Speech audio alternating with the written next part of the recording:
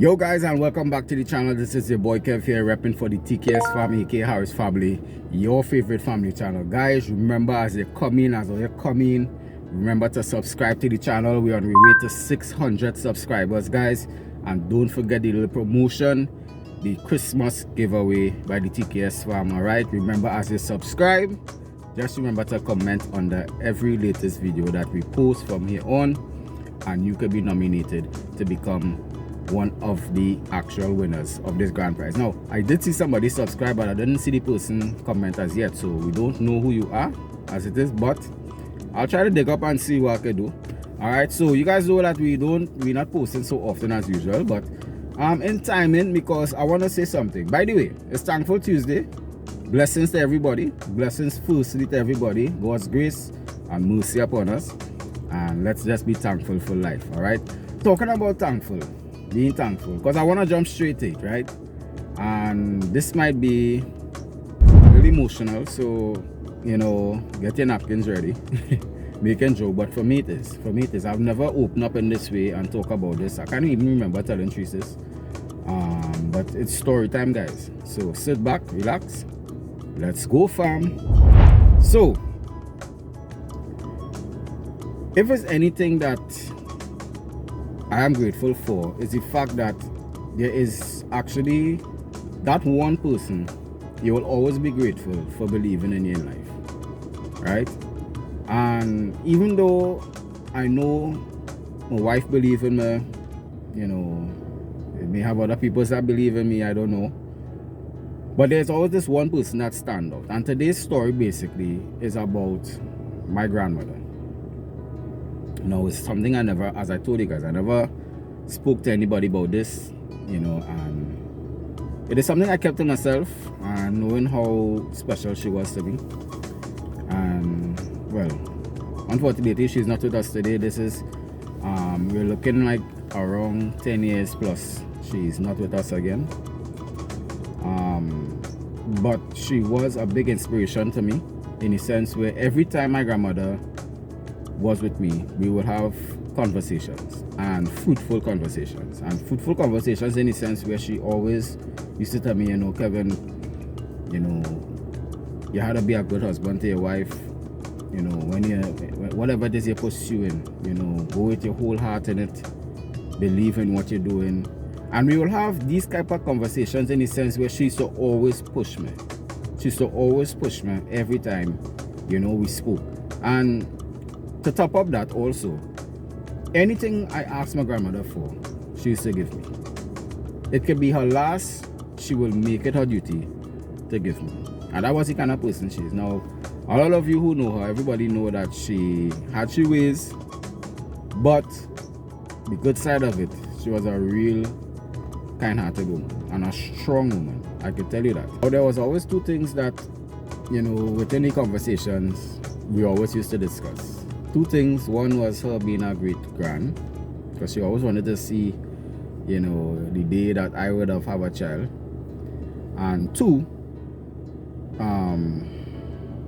getting married. Unfortunately, she didn't get to see one, which was her great grand. But she did manage to be there when I was getting married. Now, in the late stages, my grandmother would have gotten a stroke. She would have been bedridden, and it was a real critical time for the family, in the sense where, you know, seeing her in that state, especially me, it was very painful for me. But there were good moments, because, you know, even though she was bedridden, she made me to laugh every time I go and visit her, because she was staying at my mom at the time. I was, you know, I wasn't living with my mom and them at that time, as it is. And I remember this day like yesterday, which I should always, because it was my wedding day, you know. And I remember when I dressed up, boy, you know, and I went in the room and she saw me, she was like, she said, Kevin, you're looking so handsome. You're looking so handsome today. I am so happy. And she was like real happy. Because I know she was. I know deep down inside she was. And, you know, that day was organized in the sense where the reception was. She was we rent a room and everything. We know she couldn't sit up for long and these kind of things, you know. I'm talking about that being like, you know, the fact that she was lying down so much, you know, it did have an effect in her, in the sense on the day she couldn't even get to come to the wedding, and that hurt me real bad. You understand? Because I really wanted her to be there, but when she sit up, her heart used to race, right, and she used to feel nauseous, and she really couldn't come. And I think one of my uncles didn't get to come either, or my aunt, one of them had to stay home with her also, you know. So that was like a little throw off, but the day was good. But I remember when I saw her after the wedding, and you know, I was sitting on the bed and we was talking, and she was telling me she was asking me how I feeling. I said, Granny, I feeling good, you know. You know, it was because she asked me how the marriage life going, whatever the case, and we used to talk, and she used to always tell me, she said, Kevin, remember what I tell you, be a good husband to your wife, you know. Guys, honestly I tell you, the last day I saw my grandmother was hard, in the sense where my mom called me and she told me that she's not looking that good. And I remember that day when I saw her, which was the last day, I reached 5 minutes before the actual close off time and the visiting hours, and she really wasn't looking, you know, that good. And I managed to separate her. You know, she was outside. She wasn't really responsive. And the next day